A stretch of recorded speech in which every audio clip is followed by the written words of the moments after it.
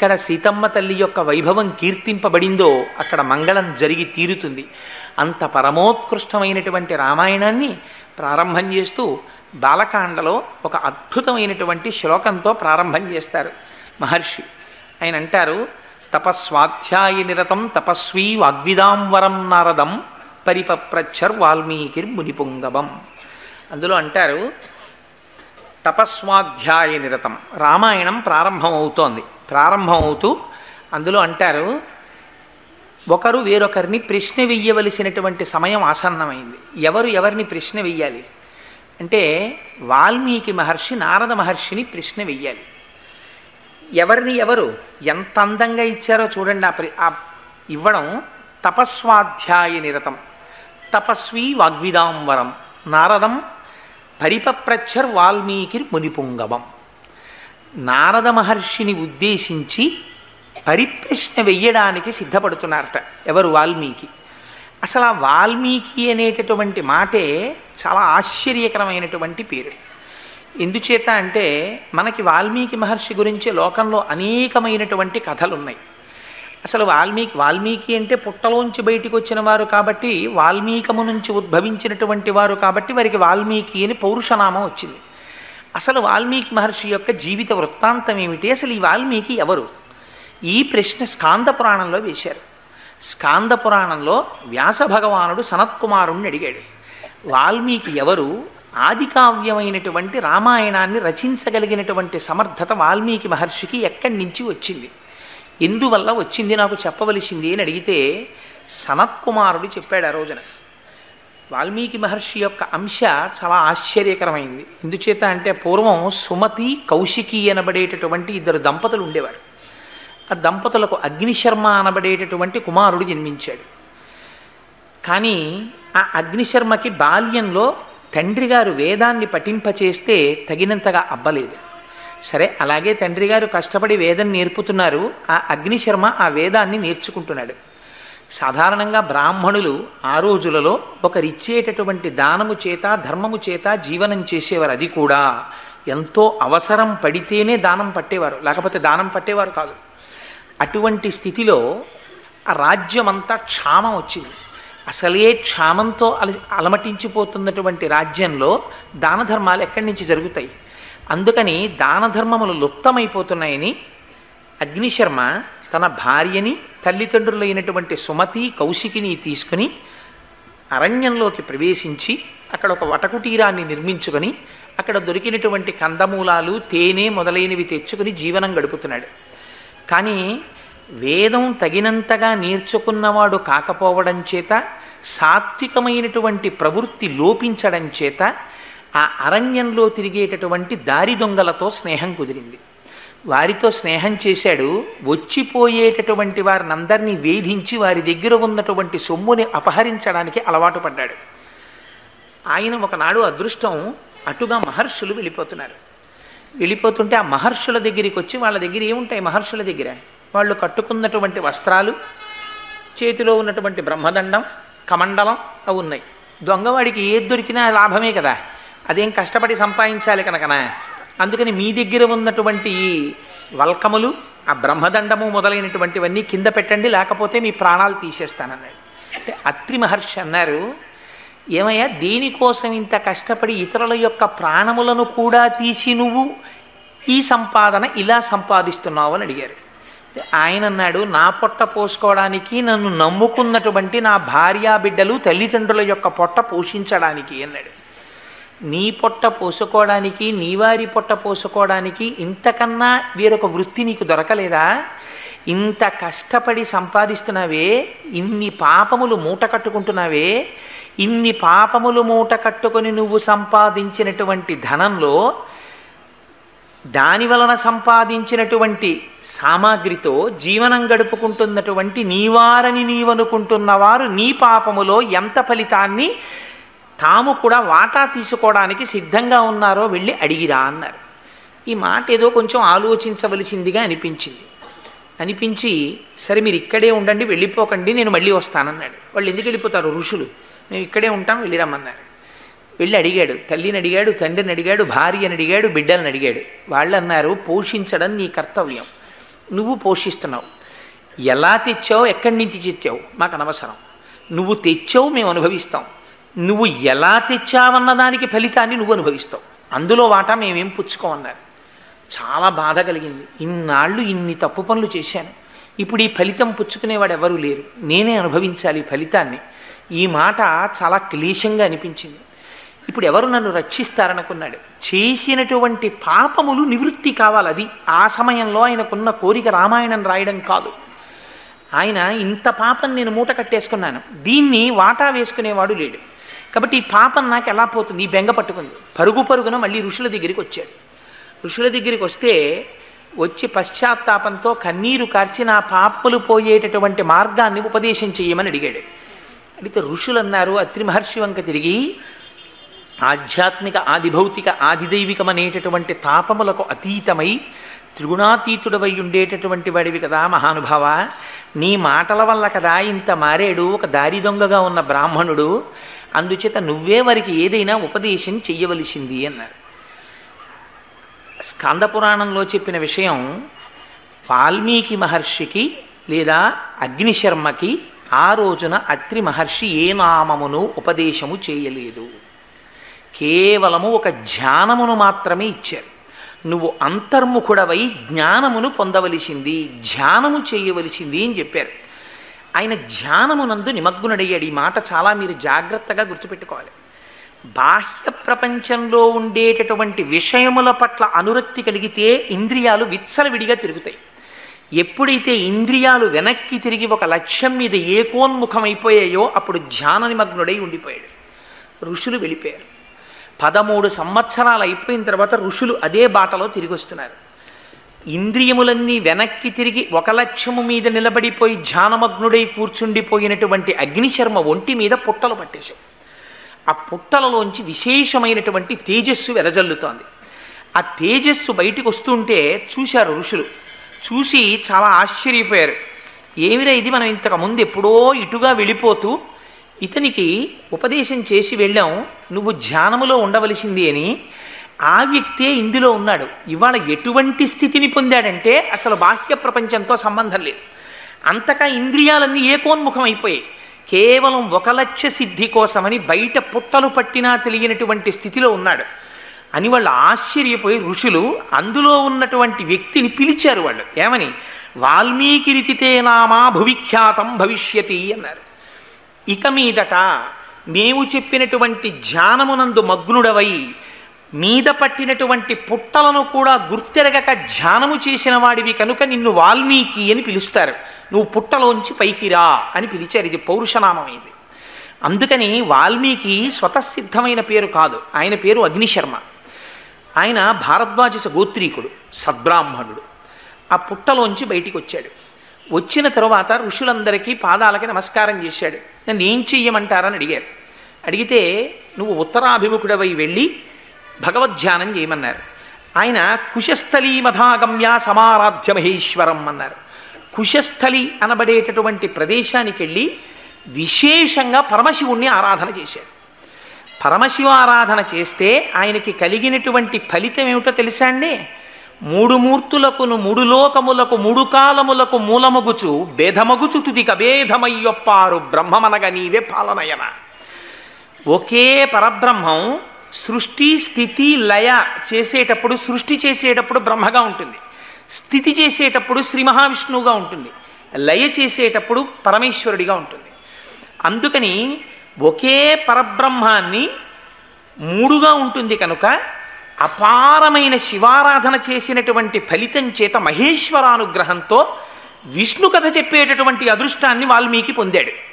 విష్ణు కథ చెప్పడానికి ఉపదేశం చేసిన వారెవరు? బ్రహ్మగారు ఉపదేశం చేశారు. ఇప్పుడు వాల్మీకి ఎవరి అనుగ్రహాన్ని పొందాడు? త్రిమూర్తుల యొక్క అనుగ్రహాన్ని పొందాడు. చేసినది మహేశ్వరారాధన, పొందినది బ్రహ్మగారి యొక్క అనుగ్రహం, చెప్పినది శ్రీ మహావిష్ణువు యొక్క కథ. అందుకని ఈ ముగ్గురి యొక్క అనుగ్రహాన్ని పొందినటువంటి వాడు కనుక పౌరుషనామంతో ఆయన్ని వాల్మీకి అని పిలిచారు. అటువంటి అగ్నిశర్మ ఆ వాల్మీకి మహానుభావుడు ఆయన రామాయణాన్ని రచించవలసినటువంటి సమయం ఆసన్నమైంది. ఆసన్నమైతే బాలకాండలో మొట్టమొదటి శ్లోకాన్ని రచించారు. ఏమని? తపస్వాధ్యాయ నిరతం తపస్వీ వాగ్విదాంవరం నారదం పరిపప్రచ్చర్ వాల్మీకిర్మునిపుంగవం. తపస్వి అయినటువంటి వాల్మీకి, తపస్సు స్వాధ్యాయ నిరతుడైనటువంటి వాడు, ముని అయినటువంటి వాడు, గొప్ప వాగ్విదాంవరుడైనటువంటి నారద మహర్షిని పరిప్రశ్న చేశాను. ఇది ఏదైనా ఆదికావ్యాన్ని ప్రారంభం చేసే ముందు ఒక పరమోత్కృష్టమైనటువంటి మాటతో ప్రారంభం కావాలి. జీవితంలో రామాయణం మనకి నేర్పేటటువంటి సందేశం ఏమిటో తెలుసండి? నువ్వు ఏ పని చేసినా అన్నిటికన్నా జీవితంలో గొప్పదేది? గురువుగారిని తలుచుకోవడం కన్నా గొప్పది వేరొకటి లేదు. అందుకే మనం పూజ చేసిన గురుర్బ్రహ్మ గురుర్విష్ణు గురుర్దేవో మహేశ్వర గురు సాక్షాత్ పరబ్రహ్మ తస్మై శ్రీ గురవే నమః అంటాం. గురువుని తలుచుకోవడం, గురువు చెప్పినటువంటి మాటలను జ్ఞాపకం తెచ్చుకోవడం, ఇంతకన్నా గొప్ప మంగళాచరణం ప్రపంచంలో ఉండదు. అందుకని తనకి గురువుగా ఆనాడు పరిప్రశ్న చేస్తే ఎవరు రామాయణాన్ని భాషింపచేశారో ఆ నారద మహర్షిని జ్ఞాపకం తెచ్చుకుంటున్నారు. ఎటువంటి వాట నారదుడు? నారదుడంటే మహానుభావుడు. ఆయన గురించి తపస్సు కలిగిన వాడు, స్వాధ్యాయ నిరతుడు.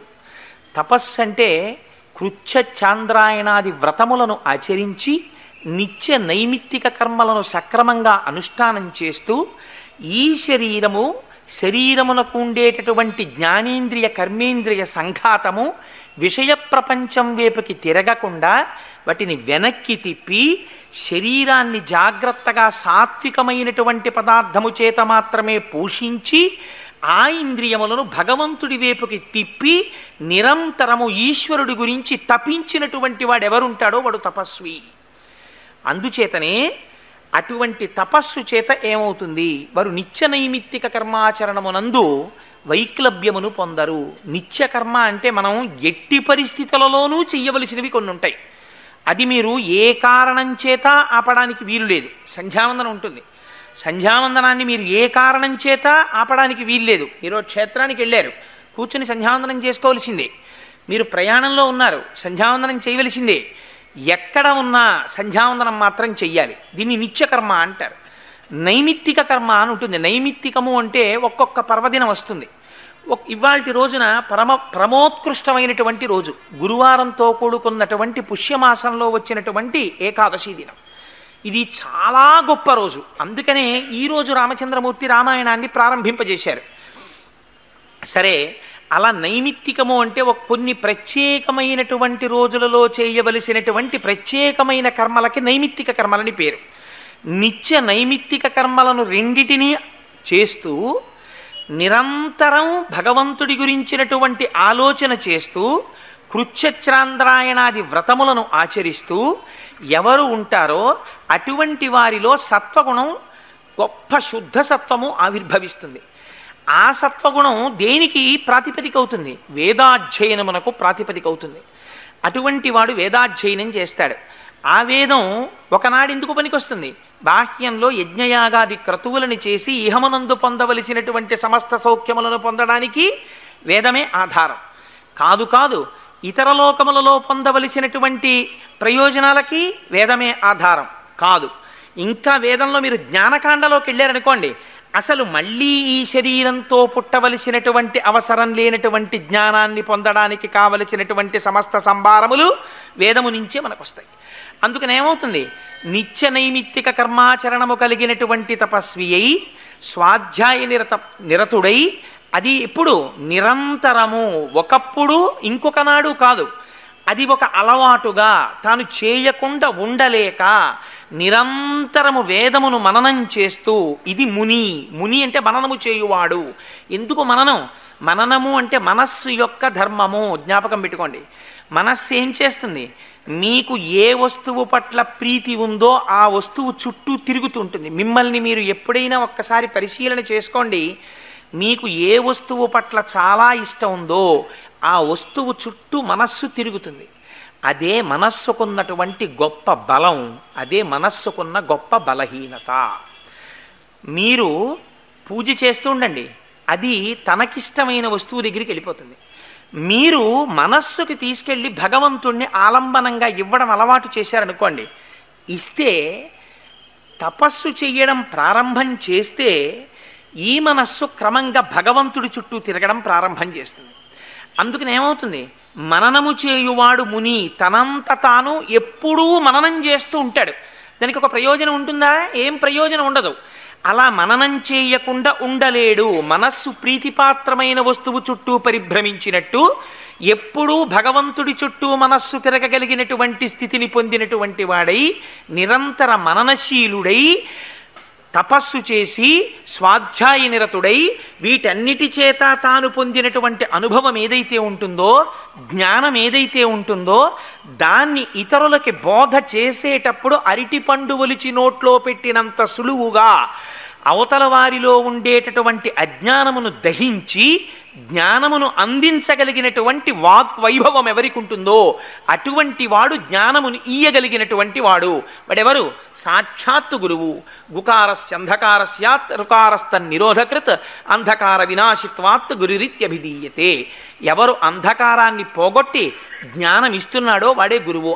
అజ్ఞానం తీసేదొకడు, జ్ఞానం ఇచ్చేదొకడు ప్రపంచంలో ఉండడు.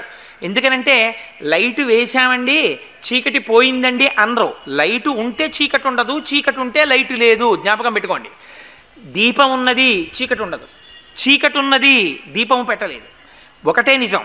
అంచేత అజ్ఞానము పోయినది, మళ్ళీ ఇంకా జ్ఞానం ఒకటి బోధ చేయడం ఏమి ఉండదు. అజ్ఞానం పోవడం అంటే జ్ఞానమే మిగులుతుంది. ఇంకా జ్ఞానము కలిగినది, అజ్ఞానము పోయినది. అందుకని ఏమవుతుంది, ఏ మహాపురుషుడి యొక్క దర్శనం చేత తనలో ఉండేటటువంటి అజ్ఞానము పటాపంచలైపోతుందో అటువంటి గురువుకి నారదుడని పేరు. అందుకని నారం దదాతి ఇది నారదః. ఎవరు జ్ఞానమును ఇస్తాడో ఆయన నారదుడు, ఎవరు అజ్ఞానమును ఖండిస్తాడో ఆయన నారదుడు. అటువంటి నారదుణ్ణి ప్రశ్న వేశారు ఎవరు? వాల్మీకి మహర్షి. అడగడానికి ఈయనకున్న అధికారం ఏమిటి? ముందు తన అధికారం చూసుకోవాలి. ఎప్పుడు పడితే అప్పుడు ఎవరిని పడితే వారిని ప్రశ్న వేయడానికి వీల్లేదు. ముందు తను కొంత అధికారాన్ని పొందాలి. ఆయన తపస్సు చేశాడు, వాల్మీకి అయ్యాడు. గతంలో పూర్వనామం అగ్నిశర్మ, ఇప్పుడైన నామం వాల్మీకి. ఎందుకని? కొన్ని సంవత్సరముల పాటు తపించాడు. ఇప్పుడు శిష్యుడిగా యోగ్యతని పొందాడు. ఇప్పుడు వెళ్ళి ఎటువంటి ప్రశ్న వేస్తున్నాడు? పరిప్రశ్నేన సేవయా. భగవద్గీతలో చెప్తారు, తద్విద్ధి ప్రణిపాతేన పరిప్రశ్నేన సేవయా. గురువుల దగ్గరికి వెళ్ళి ప్రశ్న వేసేటప్పుడు ఎలా పడితే అలా వెళ్ళి ప్రశ్న వేయడానికి వీల్లేదు. వారి దగ్గరికి వెళ్ళి ప్రణిపాతం చేసి భూమి మీద సాష్టాంగ నమస్కారం చేసి, అయ్యా నేను తెలుసుకోవడానికి అర్హత కలిగిన వాడను అని మీరు అనుకుంటే, మీరు నాకు కృప చెయ్యాలి అని అనుకుంటే, నాకు ఈ విషయంలో ఈ సందేహమును తీర్చవలసినది అని పరిప్రశ్న చెయ్యాలి. అందుకని పరిప్రశ్న చేస్తున్నాడు ఇవాళ వాల్మీకి మహర్షి. దేని గురించి అడుగుతున్నారు? అటువంటి నారద మహర్షి వస్తే ఇతర విషయాల గురించి ఎందుకు ప్రస్తావన చేస్తారు? దేని గురించి తెలుసుకోవాలో దాని గురించి అడుగుతున్నారు. దేని గురించి తెలుసుకుంటారు అటువంటి గురువు వచ్చినప్పుడు? పరబ్రహ్మమును గురించి ప్రశ్న చెయ్యాలి.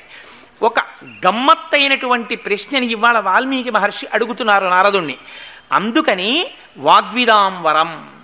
అడిగినటువంటి వాడు అడిగాడు, చెప్పగలిగినటువంటి వాడో గొప్ప సమర్థుడు. తన వాక్కుల చేత అడిగిన ప్రశ్నకి జవాబును చెప్పగలిగినటువంటి సమర్థుడైన వాడు కనుక, శిష్యుడిలో ఉన్నటువంటి సందేహాన్ని పటాపంచలు చేయగలిగినటువంటి వాగ్వైభవం ఉన్నవాడు కనుక, ఆనాడు నారద మహర్షిని వాల్మీకి మహర్షి ఒక ప్రశ్న వేశారు.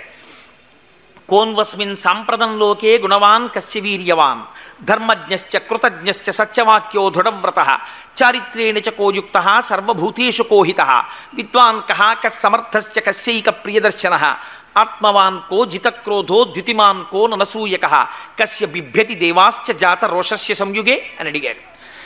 స్వామి, నాకు ఒక్క ప్రశ్న ఉంది, మీరు దానికి కృప చేసి జవాబు ఇవ్వవలసింది అన్నారు.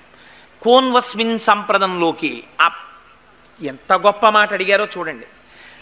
16 గుణములు కలిగినటువంటి ఒక వ్యక్తి తెలియాలి నాకు. ఆ వ్యక్తి ఎప్పుడున్నవాడై ఉండాలి?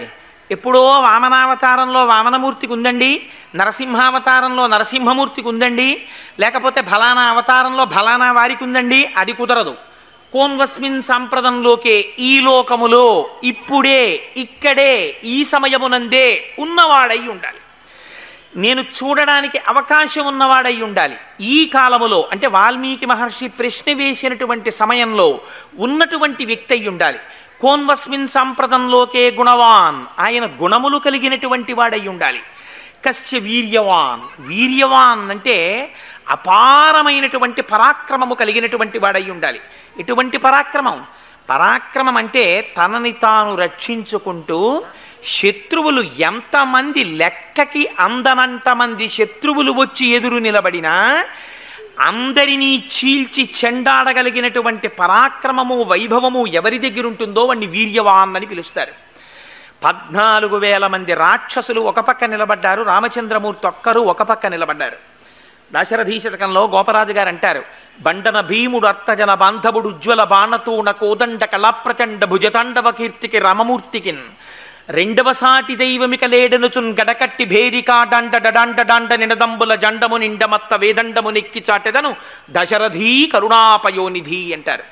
మీరు ఈ ప్రశ్న వేసేటప్పుడు ఒక విషయాన్ని జ్ఞాపకం పెట్టుకోండి. మీ మనస్సులో రామచంద్రమూర్తి భగవానుడు అన్న అభిప్రాయాన్ని కొంచెం సేపు పక్కన పెట్టి ఆలోచించండి. ఆయన అడుగుతున్నది ఒక మనుష్యుడి గురించి అడుగుతున్నారు వాల్మీకి మహర్షి. ఒక మనుష్యుడై ఉండాలి. ఆయన గుణవాన్, గుణములతో కూడినటువంటి వాడై ఉండాలి. వీర్యవాన్, చేతిలో కోదండం పట్టుకోవాలి. శ్రీ మహావిష్ణువు సుదర్శన చక్రాన్ని ప్రయోగించినట్టు అలవోకగా సుదర్శన చక్రాన్ని ప్రయోగించి రాక్షస సంహారం చేసేటటువంటి వాడు కాకూడదు. తాను కూడా అలిసిపోవాలి. తన మీద కూడా బాణములు వచ్చి పడాలి. తన వక్షస్థలమునకు కట్టుకున్నటువంటి కవచము కూడా పిట్లిపోవాలి. తన ఒంటికి బాణములు తగిలి నెత్తురు ఏరుగా పారాలి. అవసరమైతే భూమి మీద పడిపోవాలి. ఇంత జరిగినా లక్ష్య పెట్టకుండా శత్రువుల్ని కొట్టగలగాలి. తన కార్యాన్ని సాధించుకోగలగాలి. చేతిలో కోదండముండగా ఎదురుగుండా ఉన్నటువంటి శత్రువుల సంఖ్యతో నిమిత్తం లేదు. దీపం మీద పడినటువంటి దీపపు పురుగుల్ని కాల్చినటువంటి దీపంలా శత్రువుల్ని తుదముట్టించగలిగినటువంటి అప్రమేయమైనటువంటి పరాక్రమం ఉన్నవాడై ఉండాలి. అటువంటి వాడున్నాడా? ఇది వీర్యవాన్. గుణములున్నవాడున్నాడా? కళ్యాణ గుణములున్నవాడు వీర్యవాన్. కోన్వస్మిన్ సాంప్రదంలోకే గుణవాన్ కశ్య వీర్యవాన్ ధర్మజ్ఞశ్చ. అపారమైనటువంటి పరాక్రమం ఉంది, కానీ ధర్మం పాటించాడు. ఎందుకని? అదే కాలమునందు రావణాసురుడు ఉన్నాడు. ఆయన పౌరుష పరాక్రమాలు కూడా ఏం తక్కువ కావు, కానీ ధర్మం పాటిస్తాడా? పాటించడు. ఇహ సంతో నవాసంతి తతో వా నానువర్తసే తథాహి విపరీతాతే బుద్ధిరాచారవర్జిత అని అడిగింది రామాయణంలో సుందరకాండలో సీతమ్మ తల్లి. వాడికి తెలియదా? తెలుసు కానీ ఆచరించడు. అందుకని ధర్మం అంటే ఏమిటి?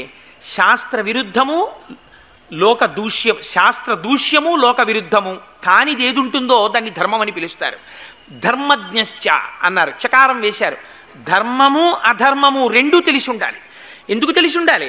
అధర్మం తెలిస్తే అధర్మాచరణము చేస్తున్నటువంటి వ్యక్తిని దిద్దుబాటు చేయడానికి ప్రయత్నం చేస్తారు. లొంగనప్పుడు నిగ్రహిస్తాడు. నిగ్రహించడానికి పరాక్రమం ఉండాలి. ధర్మం యొక్క స్వరూపం తనకి తెలిసి ఉండాలి. అందుకని ధర్మాధర్మముల యొక్క రెండింటి స్వరూపము తెలుసున్నవాడై ఉండాలి.